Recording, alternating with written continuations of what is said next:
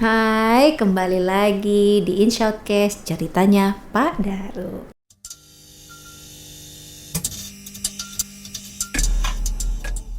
Nah, Pak Daru, saya dari tadi tuh merhatiin kemejanya Pak Daru itu Nuskaf. Nuskaf itu emang merek kemeja masa kini?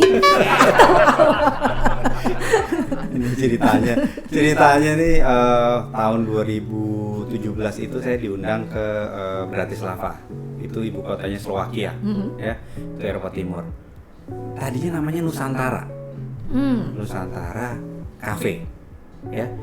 Ngomong ngajarin orang sana, bulenya sana untuk ngomong Nusantara itu susah banget. Tapi di sana kan banyak namanya Olaf, Gustav, Stefan, Nuskaf disingkat. Nah, that name stuck gitu ya. Jadi Nuskaf itu juga filosofinya adalah, kalau dilihat itu adalah kenapa daun? Karena tanpa daun tidak akan ada biji. Ya. Kenapa bijinya dari hijau sampai menjadi merah, kuning kemudian merah? Itu adalah menjalani proses. Jadi untuk mendapatkan sesuatu, jadi memang harus ada daun yang kadang suka terlupakan bahwa dia itu adalah menyediakan pangan bagi biji untuk tumbuh, dan seperti hidup saya itu masih berjalan. Jadi dari hijau sampai menjadi merah. Jadi untuk mencapai sesuatu harus ada prosesnya. Itu filosofinya seperti itu. Jadi sama juga di sini, yang dilakukan di sini adalah orang yang mau belajar silahkan di sini, yang mau berproses silahkan di sini. Cuma kita akan belajar bersama, dan juga emang tujuannya adalah mencapai sesuatu yang lebih baik. Jadi ini Bapak tuh Nuskaf itu memproduksi kopi. Iya. Tapi berikut dengan penyajian kayak gini nggak Pak? Atau cuma memang kopi yang sudah di? Oh ada. Jadi kita ada kopi dalam bentuk dalam bentuk biji. Ya, dalam bentuk biji ya. Ini. Oh iya. Ya. Itu dari Aceh sampai Papua kami punya, dan hampir semua gunung di Indonesia ada yang ada kopinya, kami punya koleksinya. Ada juga yang dalam bentuk yang lebih praktis. Ya, itu dalam bentuk drip bag ya. Ini perwakilan dari pulau-pulau utama penghasil kopi di Indonesia. Itu dari Sumatera sampai ke ini, mulai dari Gayo, ini Papua, kemudian Sulawesi, ini Jawa, kemudian Flores dan Bali. Dalam satu box. Dan ini juga dimaksudkan juga bagi orang-orang yang mau tahu kopi mana sih yang enak. Ketimbang dia beli banyak satu kayak gitu, belum tentu suka dalam bentuk saset seperti kayak gini. Dia bisa mencoba sehingga dia tahu mana yang dia suka. Ya, untuk mencari selera ya Pak? Iya, untuk mencari selera. Jadi contohnya adalah kalau untuk kopi ini sangat mudah. Ini dalamnya ada sasetnya seperti ini. Jadi tinggal disobek atasnya. Oke. Kemudian kita buka kakinya, kita bilang flagnya gitu. Dan kita tinggal letakkan, masukkan air panas. Saran dari Pak Daru sebagai Q-grader, suhu air panasnya itu berapa? 100 derajat Celcius kah atau di bawah? Di bawah 100. Jadi kalau punya termometer antara suhu optimum adalah 88 sampai 92. Tapi ada kopi-kopi yang memang harus diseduh lebih tinggi, ada yang harus di bawah 88. Tapi amannya adalah 88 sampai 92. Kayak gitu. Saya kan ada tuh Pak, teko. Teko ya. Teko yang ada suhunya gitu. Jadi setiap saya tuang air panas di situ, itu pasti akan terbacanya sekitar 90 derajat Celcius. Cukup ya. Nah, kalau misalkan kita ngerebus, kan kita nggak tahu. Ngerebus tuh juga belum tentu 100 loh. Jadi di bawah 100 sudah mulai itu. Jadi sampai bleboknya gede-gede banget itu udah 100. Dimatiin kira-kira 5 menit, itu suhunya sekitar 88-92. Oh, jadi gitu, ditunggu strateginya dulu. Gitu Strateginya ya. kayak gitu. Oke, caranya supaya saran itu. Terus Pak, kalau saya pernah nih, jadi saya cuma menduga-duga. Mungkin airnya yang terlalu mendidih sehingga begitu diminum tuh rasa kopinya kayak kopi kebakar yang itu. Apa memang begitu? Apa sebenarnya memang jenis kopinya? Jangan-jangan lidahnya yang kebakar. Terlalu panas. Jadi kalau kayak gitu yang rasanya terbakar itu biasanya karena ada, pertama dari roasting profile. Tadi kita waktu offline tadi kan sempat ngobrol ya, behind the scene itu ngobrol. proses roasting itu penting karena dia yang menentukan gitu lah. Dan apakah nilainya kopi berkurang dengan itu? Iya. Kalau sampai ada terasa terbakar kayak gitu berarti kopinya sudah over ya. Atau mesti dibedakan juga antara kopi yang terbakar dengan kopi yang bau asap, smoky. Ya smoky itu ya. Smoky itu mungkin juga pada saat dia roasting dia kotor. Ya, saya dulu pernah kerja di Abnormal. Abnormal itu saya jadi kepala pabrik kopinya. Ya, saya masuk, saya rasakan kopinya, kemudian saya bilang bersihkan cerobongnya. Karena kerasa gitu ya di sini ya gitu. Dan benar waktu dibersihkan itu, kapan terakhir? Oh baru kok Pak gitu. Nah, mungkin saya bilang coba lihat lognya gitu. Jadi udah cukup lama jadi itu pembersihan itu jadi berbalik rasa gitu ya. Yang kedua adalah kalau kita pakai mesin roasting kopi yang tidak terlalu bagus, biasanya tuh kulitnya kopi itu ikutan terbakar karena dia tidak dipisahkan dengan peralatan khusus ya. Jadi itu. Jadi bedakan antara bau kebakar sama bau asap gitu. Kalau saya sih ngerasanya memang kayak gosong gitu sih. Gosong ya berarti ya itu lihat aja warnanya hitam banget ya gitu. Hitam banget berarti emang dia terlalu itu. Kalau kita bilang itu adalah kopi karbon. Udah jadi arang. Jadi saya minum arang ya. Ya itu karena mutu kopi Indonesia dari dulu yang bagus itu dikirim keluar, yang di dalam di Indonesia adalah yang itu. Untuk mengatasi rasa yang aneh-aneh tersebut dibikin gosong.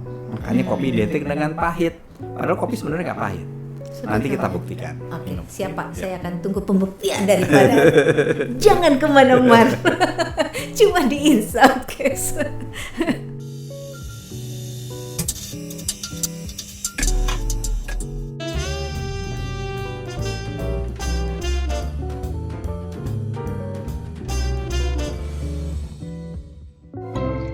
Flynn Natural Air Freshener.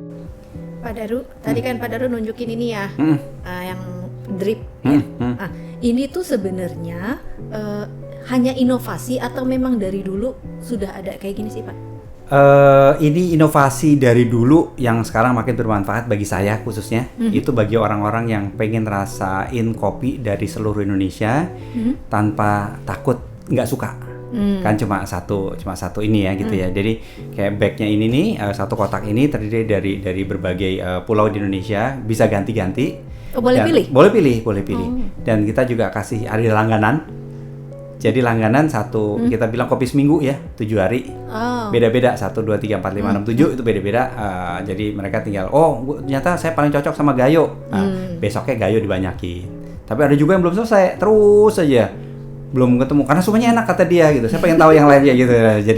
Jadi ya seru lah kalau kayak gitu. Dan ini buat traveling lebih enak. Lebih enak untuk traveling. Gitu. Terus Pak, selain yang dripping gini, sebenarnya kita ada nggak sih Pak yang kopi yang disajikan secara unik? Ya, jadi Indonesia itu gudangnya kopi unik ya. Indonesia. Jadi kita ada kopi yang namanya kopi wale. Jadi bikin kopi dulu, dikasih tutup piring. Kemudian dibalik, minumnya dibuka set gitu. Kok nggak takut tumpah berceceran kemana? Enggak, makanya itu triknya khusus ya dia kayak gitu. Jadi dikasih sedikit gitu, diminum sedikit tapi ditahan gitu ya. Ada juga kalau misalkan kopi-kopi dari daerah Aceh ya, dari kalau ada beberapa roastery tradisional di sana, kemudian kopi-kopi yang kita bilang gaya peranakan ya. Itu adalah yang terkait dengan Cina di mana di Bangka, Belitung ya, Pontianak gitu ya. Itu kopinya dia nggak enak kalau diseduh. Jadi kalau kita dikasih oleh-oleh kopi dari sana, metodenya mesti sama, yaitu direbus. Kopinya air panas, air mendidih dikasih kopi, ya itu terus direbus. Dan kalau di jualan kopi di sana itu terus-terusan. Dia akan terus bisa sampai berapa belas jam ya, selama kedai kopinya masih buka, dan itu terus menggelegak terus ya. Ditambahin kopi terus, tambahin air, tambahin kopi terus, tambahin. Itu kita bilang kopi rebus. Dan itu tapi begitu disajikan disaring terlebih dahulu pake atau dibiarkan pakai kos kaki yang kita bilang kayak gitu ya kan. Dan itu yang dia bilang kopi tarik ya, ada teh tarik, ada kopi tarik gitu kayak gitu tuh dia itu. Kemudian dicampur susu, kemudian itu atraksi sendiri. Gitu. Unik banget ya. Bener. Ini jadi tambah ide lagi apa yang mau saya lakukan. Nah, saya tunggu tayangan berikutnya loh. Aduh, jadi blank tuh Pak. Begitu Iya. Bapak bilang Nah, mau ini. ada ide. Tadi kan ditanya kopi aslinya itu bentuknya kan buah merah ya kayak gitu ya. Nanti kalau udah dikupas, dikeringkan akan jadi hijau. Ini namanya green bean. Ya. Ini yang green bean ya. Setelah di roasting jadinya seperti ini, jadi coklat. Ya. Nanti prosesnya kita lihat. Kita akan melakukan roasting kopi. Oke, Ya, siap, jadi Pak. kayak gitu ya. Dan ini yang tadi nanya berhubungan dengan rasa, semakin gelap rasanya semakin pahit. Nah, jadi kopinya sendiri itu mungkin nggak terlalu pahit, tapi kalau dia gelap sekali, ya jadi pahit. Ya gitu ya. Nah, makanya kalau kopi-kopi yang asam, kan Intan nggak suka kopi yang asam ya, itu warnanya lebih muda dari ini. Kalau itu asam, jadi makanya waktu milih kopi juga lihat, oh kalau kayak gini mungkin nggak terlalu asam karena dia nggak terlalu muda warnanya. Saya pernah lihat Pak, ada orang yang makan biji kopi yang setelah di roasting. Nah, itu cerita lagi. Di Aceh itu ada tradisi namanya kertuf. Jadi kalau lagi kondangan, itu ada piring kecil, dikasih biji kopi yang sudah roasted, yang ini, ya, dikasih gitu. Jadi di sebelahnya itu ada air panas, ada gula kelapa. Jadi dia makan itu, kerutuk, ditambah air panas. Kalau dia mau pakai gula, dicoel gulanya. Jadi bikin kopi dalam mulut. Kertuf. Unik banget ya. Iya, jadi cemilan di mana di Aceh itu kopi jadi, dan itu sambil ngobrol gitu, tambah air panas, minum air hangat. Kalau dia suka gula, kasih gula. Itu tapi juga ada juga ejekan juga, saking nggak bisa beli kopi. Jadi dia kopinya dia kertuf aja, maksudnya kayak gitu. Jadi nggak bisa beli kopi. Di Aceh juga itu ada istilahnya sanger, kopi sanger. Pernah denger nggak? Pernah sih dengar, tapi saya nggak pernah tahu itu apa. Baru Sama-sama ngerti. Jadi kopinya Jadi, sedikit, susunya sedikit, harganya setengah. Kopi sanger. Sama-sama ngerti gitu. Oh, ini tanggal tua, jadi kopi sanger ya. Ya, oke, sama-sama ngerti. Berarti semuanya. Ada bilang kopi pancung. Ya itu sama, itu kopi sanger sama kopi pancung sama gitu. Biar harganya murah, harganya dipancung. Nggak full gitu. Kalau istilah Italinya kan ada Venti, ada Tol, ada Grande kan di situ. Kalau ini dia ada kopi sanger gitu. Nah, itu yang bikin harga jadi mahal ya, karena Venti, Tol, Iya. Grande. Kalau sanger. Misalnya ini pancung nggak Iya. Pak, kan kalau Indonesia tadi Bapak juga sempat sebut bahwa Indonesia adalah rumahnya kopi. Banyak banget lah Indonesia ya menghasilkan kopi. Nah, Indonesia sendiri itu memproduksi alat roastingnya juga nggak sih? Nanti pakai ini. Jadi banyak sekali sebetulnya gitu ya. Banyak sekali yang memakai teknologi tinggi ya. Contohnya yang nanti kita pakai ini, dia juga membuat parts untuk sayap pesawat Boeing. Ya, jadi Indonesia itu jangan dianggap sebelah mata.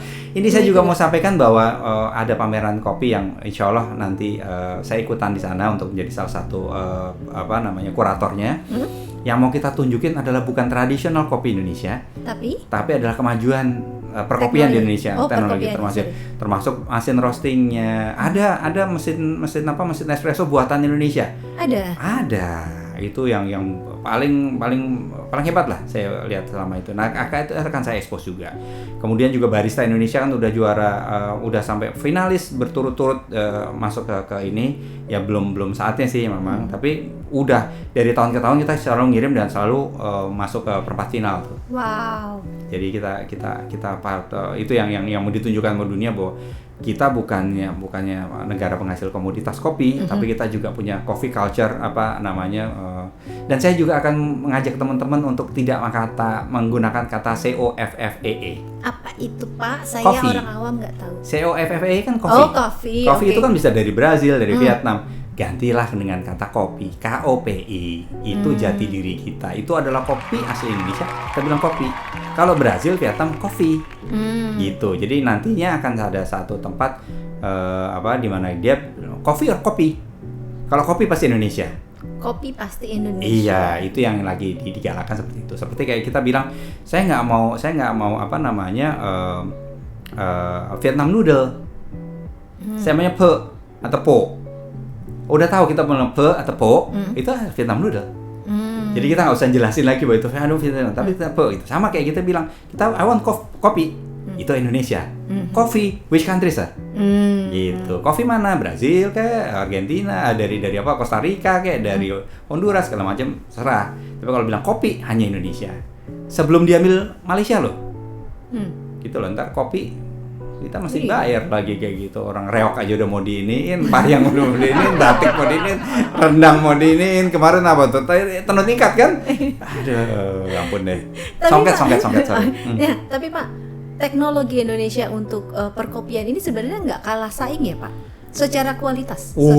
Pernah dengar bahwa Kopiko udah sampai ke ruang angkasa? Kopiko? Permen Kopiko ya. itu dipakai sama astronot NASA dibawa ke luar angkasa. Jadi uji sekarang coba? Bukan uji coba ya, buat cemilan mereka, buat daily consumption mereka untuk kopi. Nah itu juga makanya di Amerika itu nggak ada kopi Torabika, yang adalah Kopiko. Kalau saya taunya merek itu di drama Korea Pak. Iya, karena dia serius tuh. Berapa kali itu? Memang harus kayak gitu, kita brandingnya kita begitu bahwa kita memang negara itu. Jadi juga kita juga negara penghasil kopi nomor 4 dunia sebenarnya, ya. Tapi brandingnya kita masih kurang. Jadi semua merek kopi saya yakin itu pada kopi Indonesianya di situ. Kenapa? Karena kopi Indonesia itu unik. Dia kasih bumbunya kopi adalah kopi Indonesia. Ya, jadi ya ada satu saya sebut nama adalah Blue Bottle. Blue Bottle itu tadinya gerai kecil dia. Kemudian berkembang dia punya berapa nggak banyak lah gitu. 2 tahun yang lalu baru dijual ke Nestle seharga $700 juta. Jadi segitu mahalnya perusahaan itu. Dia bikin buku. Di buku itu dia bilang, si James Freeman, si pendirinya si Blue Bottle itu, gue jualan kopi dari itu, dan semua kopi yang gue jual, gue tahu bahwa gue nggak bisa jual kopi Sumatera sebagai kopi Sumatera aja. Karena nggak ada orang lain yang akan minum kopi lain setelah merasakan kopi Sumatera. Jadi dia penghargaannya dia kayak gitu, segitu kompleksnya kopi Sumatera sampai, ini enak banget nih. Kalau sampai udah minum kopi Sumatera, gue nggak bisa jual kopi yang lain nih, karena orang mintanya kopi Sumatera doang. Nah, jadi merek-merek besar kopi dunia itu juga pakai kopi Sumatera sebagai bumbunya dia untuk ini ya gitu ya. Jadi boleh Brazil banyak gitu, tapi kita rasa kita lebih unggul ya, karena kita lebih unik, dan itu yang digunakan berbagai merek kopi dunia ya gitu ya. Kalau Nuskaf sendiri pakainya berarti kopi Indonesia. Terus alat yang digunakan untuk roastingan itu ya, produk Indonesia. Itu bisa bilang kan itu bahwa dia produsennya, dia juga memproduksi pesawat buat Boeing. Partsnya pesawat Boeing buatan Bandung. Gitu. Tapi dengan jadi nanti kalau dilihat nanti sambil lihat roasting itu udah mesinnya bukan kaleng-kaleng. Jadi untuk potongannya juga pakai komputer hasil CNC ya gitu ya. Besinya juga bagus gitu. Dan banyak lagi. Saya dengar ada roastingan buat Indonesia yang pakai military grade. Jadi standar militer tuh buat alat pemantik apinya segala macam itu pakai standar militer. Jadi tinggi sekali. Bulan Desember kemarin saya baru pulang dari Amerika. Saya bawa yang satu mesin roasting nanti yang 100 gram itu. Saya tunjukkan ke orang-orang, mereka bilang bahwa wow, kita nggak tahu, dikira bahwa Indonesia itu, ya saya ke Norway ditanyain, Daru, lu ngantar anak lo naik gajah ya? Are they still tiger roaming in the street? Lu kira gua apa, negara apa kesini biar lihat gitu. Jadi memang kita bagus jual tradisionalitas, tapi khusus untuk kopi kita harus nunjukin bahwa kita punya kemajuan culture kopi yang luar biasa, budaya kopi yang luar biasa, udah advance lah.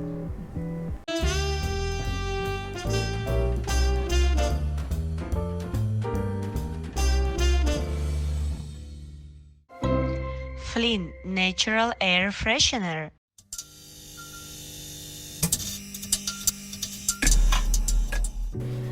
Pak Daru, saya kan juga pengen ya nyobain Nuskaf.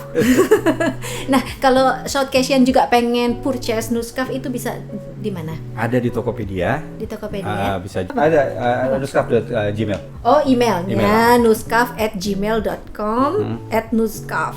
Itunya Instagramnya. Instagramnya @nuskaf. Ya nanti di sini ada ya, di sini ada. Jangan lupa. Pak, tapi kan Bapak ini kan Q grader. Harga kopinya enggak, terjangkau nggak, Pak? Terjangkau sih. Karena saya kan direct trade. dari petani langsung ke konsumen ya. Jadi yang 10 ribuan juga ada. Masa sih Bapak bercanda? Biasanya seneng deh kalau denger harga yang terjangkau 10 gitu ribuan deh. ada. Tapi kalau mau 2 juta juga ada. Ini saya merem-merem nunggu mas yang itu aja yang beli ya Pak. Tapi serius Pak, dari 10.000 ada? Ada 10 ribu. Ada, oke. Jadi range harga dari 10.000 sampai yang termahal 2 juta 2 juta per per 1 kilo. 1 kilo? Iya. Dan itu tapi itu kopi Indonesia, Kopi benar? Indonesia itu luwak, kopi luwak. Kopi luwak ya? Iya. Oke, diproduksi juga sama Bapak ya? Iya. Oh. Tapi luwaknya itu adalah luwak yang ethical, dalam artian bahwa luwaknya adalah luwak liar, bukan luwak tangkaran. Saya anti luwak tangkaran.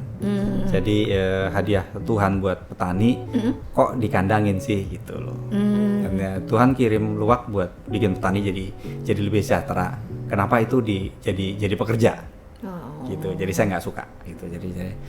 Dan itu costly banget buat Indonesia, bahwa Indonesia dimusuhi dunia karena kita dianggap memaksa binatang, menyiksa binatang.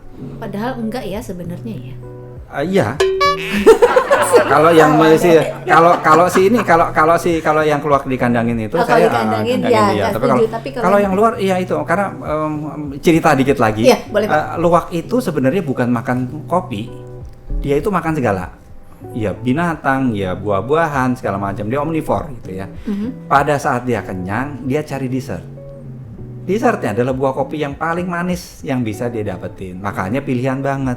Karena dia nggak punya bibir, dia nggak bisa, dia telan lah. Nah, dalam itu suhunya tepat ya untuk ininya. Jadi kayak fermentasi di dalam ini keluar udah bersih ya. Jadi MUI bilang itu halal asal kulitnya nggak rusak.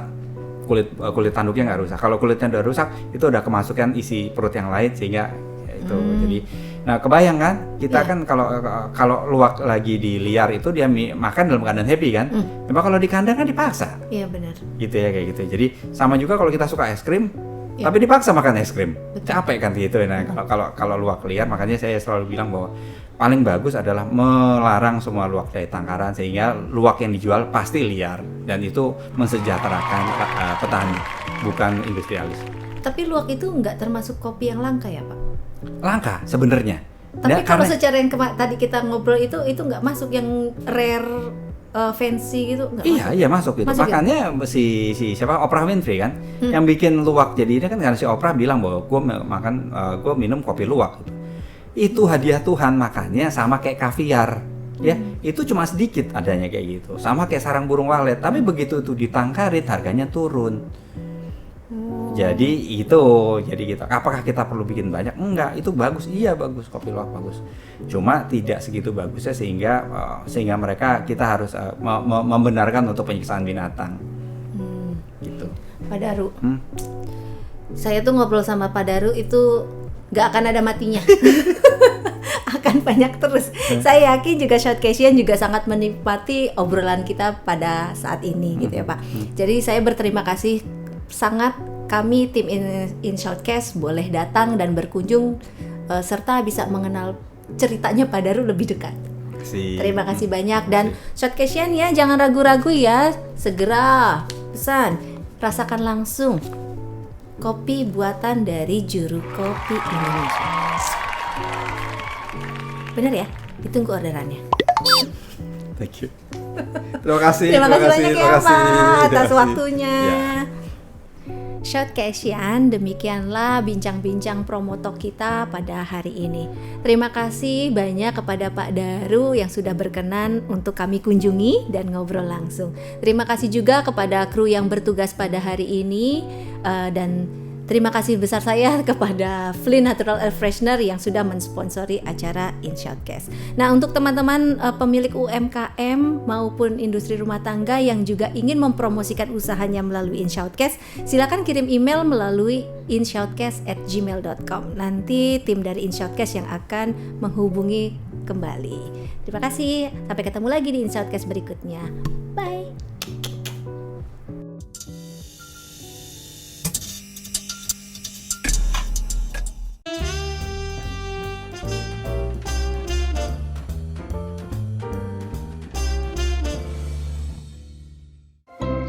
Flynn Natural Air Freshener.